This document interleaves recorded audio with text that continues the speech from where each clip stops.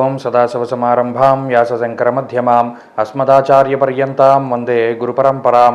జ్యోతిషాస్త్రాన్ని భావితరాల వారికి ప్రసాదించిన ఋషుల యొక్క పాదపద్మాలకి నమస్కారం చేసుకుంటూ, అలాగే నాకు ఈ జ్యోతిష విద్యను నేర్పిన గురువర్యులు జ్యోతిష బ్రహ్మ కీర్తిశేషులు శ్రీ ఈరంకి సూర్యనారాయణమూర్తి గారు, సూర్యశ్రీ దైవజ్ఞ గారి యొక్క పాదపద్మాలకి నమస్కారం చేసుకుంటూ, ఓం శ్రీ మహాగణాధిపతి నమః, శ్రీ గురుభ్యో నమః, హరి ఓం.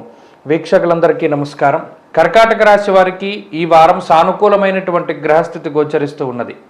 ప్రత్యేకించి ఈ రాశి వారికి లాభస్థానమందు రవిగ్రహం కానీ, బుధుడు కానీ, గురుడు కానీ, అలాగే చంద్రబలం కానీ, ఈ 4 గ్రహాలు కూడా అత్యంత శ్రేయోదాయకమైనటువంటి ఫలితాలను ఇస్తూ ఉన్నారు. ప్రత్యేకించి లాభస్థానంలో రవి బుధులు కూడి ఉండడం అనేటువంటిది అది చాలా అమృతతుల్యమైనటువంటి యోగము.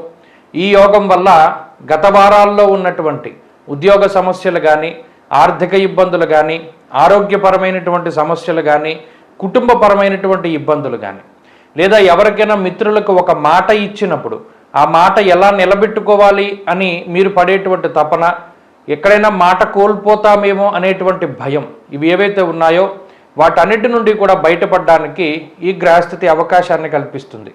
అయితే ఈ వారంలో కర్కాటక రాశి వారికి కొంత అనుకోని ఖర్చులు కనబడుతూ ఉన్నాయి. ఆ ఖర్చులు కూడా మీ కుటుంబ సభ్యుల పరంగానో, బంధువులు లేదా మిత్రుల పరంగా కొంత ఎక్కువగా ధనాన్ని ఖర్చు పెట్టేటువంటి పరిస్థితులు, అనగా మీకున్నటువంటి లిమిటెడ్ బడ్జెట్లో కొంత ఎక్కువ ఖర్చు అనేటువంటిది ప్రస్తుతానికి కనబడుతూ ఉన్నది.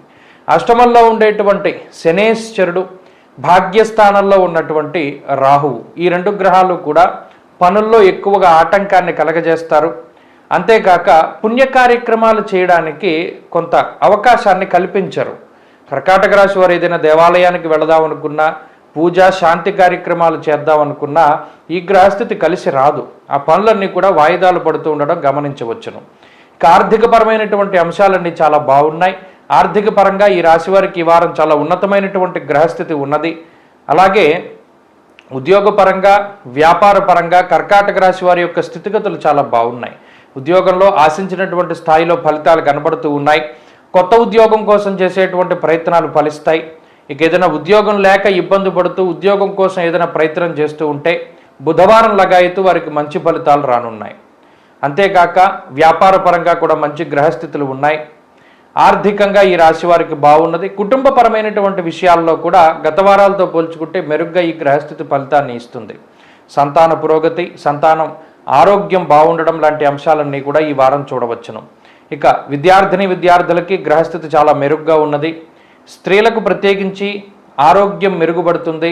ఉద్యోగ వ్యాపారాల్లో మంచి అవకాశాలు వస్తాయి.